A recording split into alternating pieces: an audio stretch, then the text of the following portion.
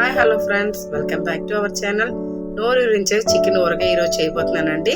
అందరి favourite chicken ఊరగాయ మనం చేసి స్టోరేజ్ చేసుకునేలాగా సింపుల్గా ఇంట్లోనే చికెన్ ఊరగాయ ఎలా చేసుకోవాలి, బయట షాపులో కొనుక్కోకుండా మన పిల్లల కోసం మనం ఇంట్లోనే చేసుకోవడం చాలా మంచిది కదా. అందుకని నేను మా పిల్లల కోసం అయితే ఇలా ఇంట్లో చేశానండి. చికెన్ ఊరగాయ అనేది చాలా సింపుల్, మనకి ఎంతైనా ఒక 1 అవర్లో అయిపోతుంది. 1 అవర్లో మనం స్పెండ్ చేసామంటే చికెన్ ఊరగాయ అనేది ఎక్కువ చికెన్ చేసుకున్నంటే 1 మంత్ వరకు పెట్టుకోవచ్చు అండి. లేదా కొద్దిగా పెట్టుకుంటే 1 వీక్ సరిపోయినంత కూడా ఉంటుంది. పిల్లలు ఎప్పుడు నాన్ వెజ్ అడుగుతుంటే అప్పటికప్పుడు తెచ్చుకోలేం కదా. ఇలా ఊరగాయ చేసి పెట్టుకున్నామంటే ఈజీగా పిల్లలకి అన్నం ఒకటి వండేసి మనం ఊరగాయతోనే సర్వ్ చేసేవచ్చు. ఆ ఈజీ ప్రాసెస్ ఏంటని చూద్దాం. చూడండి, ఎక్కడైనా ముక్కలు మీకు ఎక్కడ గట్టితనం లేకుండా రబ్బర్ లాగా కాకుండా చక్కగా స్మూత్గా వచ్చింది చికెన్ ఊరగాయ అనేది. నాకు కూడా చాలా బాగా నచ్చిందండి. నిమ్మకాయ పులుపు వేసాం కదా, నిమ్మ పులుపు వేసింది కూడా చాలా టేస్ట్ బాగా వచ్చింది. మా పిల్లలకైతే ఊరగాయ వేసి నెక్స్ట్ డేనే తినిపించేసాను. ఇప్పుడు ప్రాసెస్ ఏంటని చూసేద్దాం. ఇక్కడ నేను ఒక 1/2 kg వరకు మెత్తని పీసులు కొద్ది దుమ్ములు కూడా తీసుకున్నానండి. ఇప్పుడు కొద్దిగా పసుపు వేసుకొని అందులోనే కొద్దిగా నీళ్ళు వేసి బాగా కడుక్కోవాలి. నేను ముందే ఉప్పు వేసి కడుక్కున్నానండి, మళ్ళీ పసుపు వేసి కొద్ది నీళ్ళు వేసి కడుక్కున్నాను. ఇప్పుడు ఎక్కువ నీళ్ళతో కడుక్కున్నప్పుడు చికెన్ అనేది తడి లేకుండా బాగా కడుక్కొని పిండేసుకొని ఒక గిన్నెలోకి లేదా ఒక కంచంలో పెట్టి డ్రై చేసుకోవాలండి చికెన్ని. ఇప్పుడు చికెన్ ఊరగాయకి మసాలా ప్రిపేర్ చేసుకుందాం. స్టవ్ ఆన్ చేసి కళాయి పెట్టుకొని దాల్చిన చెక్క, 3 లవంగాలు, 3 ఏలకులు, ఒక 2 స్పూన్ల వరకు ధనియాలు. ఆల్రెడీ ధనియాలు వేయించినవేనండి, ఒక 2 నిమిషాల పాటు వేయించుకుంటే సరిపోతుంది. ఇప్పుడు వీటిలన్నింటినీ కూడా బాగా వేయించుకోవాలి. ఫ్లేమ్ అనేది నేను మరీ హైలో పెట్టలేదండి, స్లోలో పెట్టలేదు, మీడియంలో పెట్టుకొని ఇవన్నీ కూడా ఫ్రై చేసుకున్నాను ఒక 2 మినిట్స్ పాటు. అలాగే ఇక్కడ 2 స్పూన్ల వరకు ఆవాలు, మనం ఊరగాయల్లోనే ఆవపిండి మెంతిపొడి వేసుకుంటాం కదా, అలాగే ఇక్కడ ఆవాలు వేసాను. 1/2 టీ స్పూన్ వరకు మెంతులు వేసాను. మరి ఎక్కువ వేసుకుంటే మనకి ఊరగాయ అనేది చేదు వచ్చేస్తుందండి. ఇక్కడ నేను 1/2 టీ స్పూన్ అంటే కొద్దిగా తక్కువే వేసాను. అలాగే ఒక 2 స్పూన్ల వరకు జీలకర్ర కూడా వేసుకున్నానండి. ఇప్పుడు వీటిలన్నింటినీ కూడా డ్రై రోస్ట్ చేసుకోవాలి ఒక 2 నిమిషాల పాటు. ఇక్కడ మనకి డ్రై రోస్ట్ అయిందండి, మంచి స్మెల్ వస్తుందండి. గరం మసాలా అంతా వేగినప్పుడు ఇలాగ మంచి స్మెల్ వచ్చినప్పుడు వీటిలన్నిటిని కూడా మనం స్టవ్ ఆఫ్ చేసుకొని ఒక ప్లేట్లోకి తీసి చల్లార్చుకోవాలి.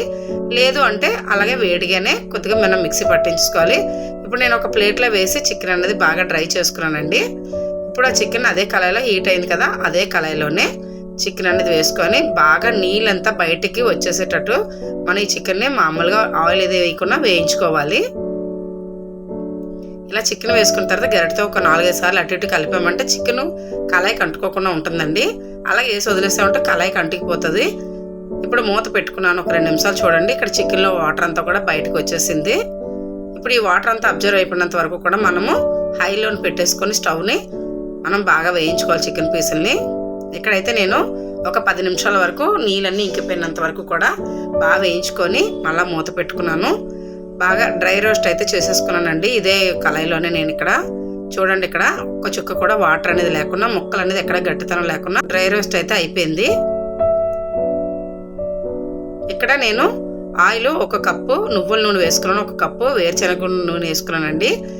ఈ చికెన్ డ్రై రోస్ట్ అయింది కదా, ఈ చికెన్ని ఇలాగ ఆయిల్లో వేసుకొని బాగా కలర్ మారినంత వరకు ఫ్రై చేసుకోవాలి. నేను వేయించుకున్న చికెన్ అంతా కూడా ఆయిల్ అయితే వేసేసుకున్నానండి. ఇప్పుడు ఈ చికెన్ వేగేటప్పుడు వేయించుకున్న మసాలాని మిక్సీ జార్లోని మెత్తగా పిండిలాగా పట్టించుకోవాలి. చికెన్ కూడా చూడండి ఆయిల్ అనేది అబ్జర్వ్ అయిపోయింది. చికెన్ కూడా ఒక వంతు బాగానే వేగిపోయింది. ఇంకా కలర్ మారినంత వరకు వేయించుకోవాలండి. ఇక్కడ నేను మీడియం ఫ్లేమ్లో పెట్టి వేయించుకుంటున్నాను. మరి హైలో పెట్టేస్తే చికెన్ అనేది రబ్బర్ పీసులాగా అయిపోతుంది గట్టిగాన. కొద్దిగా కలర్ మారుతుంది కదా. ఇప్పుడు మసాలా పొడి అనేది ఇలా మెత్తగా చేసేసుకున్నాను. ఇది పక్కన పెట్టుకున్నప్పటికి చికెన్ చూడండి ఒకే కలర్లో చికెన్ పీసులు అన్నీ కూడా వేగిపోయినాయి. ఇప్పుడు ఈ చికెన్ పీసులు అన్నీ కూడా బాగా కలుపుకోవాలి. ఆయిల్ అనేది వదిలేసింది మనకి చికెన్ పీసులకి. ఇప్పుడు ఇందులోని అప్పుడే ఫ్రెష్గా చేసుకున్న అల్లం వెల్లుల్లి పేస్ట్ అనేది 2 స్పూన్లు వేసుకుంటున్నాను నేను 1/2 kg చికెన్కి. ఇది అప్పటికప్పుడే చేసుకోవాలండి. ఎటువంటి ఆయిల్ వేసుకొని నేను చేసుకుని ఎటువంటి నీళ్ళన్నీ వేసుకోకుండా అల్లం వెల్లుల్లి పేస్ట్ చేసుకోవాలి. నేను కొద్దిగా 1 స్పూను ఆయిల్ అనేది వేసుకొని చేసుకున్నాను. ఇక్కడ నువ్వుల నూనె ఉండటం వల్ల మనకి నురగ అనేది ఎక్కువ వస్తుంది. ఇప్పుడు మనకి అల్లం వెల్లుల్లి పేస్ట్ కూడా చికెన్లో బాగా కలిసిపోయిందండి. చూడండి, మనకి ఇక్కడంతా కూడా బాగా కలిసిపోయింది, ఆయిల్ అనేది వదిలేసింది కదా. ఇప్పుడు ఇందులోనే వేయించుకుని స్టవ్ ఆఫ్ చేసేసాను. ఇక్కడ నేను స్టవ్ ఆఫ్ చేసిన తర్వాత పొడి చేసుకున్న మసాలా పొడిని వేసేసుకున్నాను. ఇక్కడ 2 స్పూన్ల వరకు, ఎందుకంటే చికెన్లో నేను సాల్ట్ వేసి కడుక్కున్నానండి. ఇక్కడ 2 స్పూన్ల వరకు ఉప్పు అనేది వేసుకున్నాను. అలాగే పొడి కారం, కాశ్మీరీ చిల్లీ పొడి నేను ఇక్కడ 3 స్పూన్ల వరకు వేసుకున్నాను.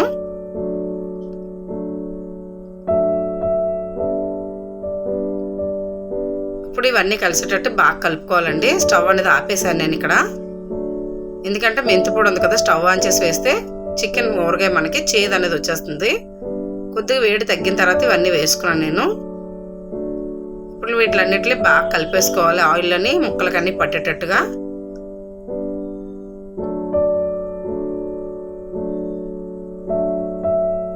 ఇప్పుడు ఇలాగా బాగా కలిసిపోయినాయి కదండి. ఇక్కడ చూడండి, ఒక 10 నిమిషాల తర్వాత బాగా చల్లారిన తర్వాత చూస్తే మనకి ఈ మసాలాలంతా కూడా బాగా పట్టి ఆయిల్ అనేది ఎక్కడా లేకుండా మనకి చిక్కబడింది కదా. ఇప్పుడు ఇందులోనే బాగా పూర్తిగా చల్లారిపోయిన తర్వాత నిమ్మరసాన్ని అనేది వేసుకోవాలి. ఇక్కడ నేను 2 నిమ్మకాయలు రసం తీసి ఇలాగ వేసుకున్నాను. పిక్కలన్నీ వడకట్టేసుకొని నిమ్మరసాన్ని వేసుకున్నాను. ఇప్పుడు దీన్ని కూడా బాగా కలుపుకోవాలి. మనకి చికెన్ ఊరగాయలోని నిమ్మరసం పుల్లదనం చాలా బాగుంటుందండి. వేడివేడి అన్నం కలుపుకొని తింటే మాత్రం చాలా టేస్టీగా అనిపిస్తుంది. ఇక్కడ కలిపేసుకున్న తర్వాత ఇలాగ ఒక బౌల్లోకి సర్వ్ చేసుకున్నాను. తర్వాత మనం గ్లాస్ జార్లోని స్టోరేజ్ చేసుకున్నాం అంటే 1 వీక్ 10 డేస్ వరకు కూడా మనకి 1/2 కిలో ఊరగాయ సరిపోతుందండి. ఇలాగే మనం జార్లోని కానీ లేదంటే ప్లాస్టిక్ డబ్బా అయినా పర్వాలేదండి. పూర్తిగా చల్లారిన తర్వాత తడి తగలని ప్లేస్లోనే పెట్టుకోవాలి. అలాగే వేడివేడిగా చికెన్ ఊరగాయ అనేది రెడీ అయిపోయింది కదా, మూత పెట్టుకొని నెక్స్ట్ డే ఇది చూడండి ఆయిల్ అనేది మీదకి తేలింది కదా బాగా. ముందు రోజు మూత పెట్టేసి వదిలేసుకున్నాను. నెక్స్ట్ డేకి అయితే ఆయిల్ కలర్ కూడా మంచి కలర్ వచ్చింది. టేస్ట్ కూడా చాలా చాలా బాగా వచ్చిందండి. డిఫరెంట్గా ప్రతి ఒక్కరు ట్రై చేయండి, మన పిల్లలకైతే మంచి యూజ్ అవుతుంది. అలాగే నెక్స్ట్ డే రోజు నాడు నేను వేడివేడి అన్నంలోని ఈ ఊరగాయను అనేది వేసి చూడండి ఆయిల్లోని కారం అంతా కూడా బాగా పట్టింది. మంచి కలర్ అయితే వచ్చింది ఊరగాయ. టేస్ట్ కూడా చాలా బాగుందండి. వేడివేడి అన్నంలో కానీ ఈ ఊరగాయ వేసుకొని తింటే చాలా బాగుంటుంది. ఇదైతే మా పిల్లలకి ఇలాగ నేను కలిపి తినిపించాను, చాలా బాగా నచ్చింది అన్నారు. ఎప్పుడైనా ఊరు వెళ్ళినప్పుడు మాకు చేసి పెట్టేసి వెళ్ళమని చెప్పారు. ఎప్పుడైనా మనకి ఈ వీడియో అందరికీ కూడా యూజ్ అవుతుందని నేను చేశాను. వచ్చేది ఎండాకాలమే కనుక ప్రతిసారి ఒంట్లో బాగోపోయినప్పుడు మనం వండలేకపోయినా ఇలా చేసి పెట్టామంటే పిల్లలు ఇష్టంగా రైస్ మాత్రం పెట్టుకొని తినడానికి కూడా మనకి ఈజీగా ఉంటుందండి. మనకి రెస్ట్ దొరికినట్టు అనిపిస్తుంది. అంతే, చికెన్ ఊరగాయతో మా పిల్లలకైతే అన్నం తినిపించానంటే వాళ్ళకైతే బాగా నచ్చింది. మీకు నచ్చింది అనుకుంటున్నాను. Thank you for watching. Bye.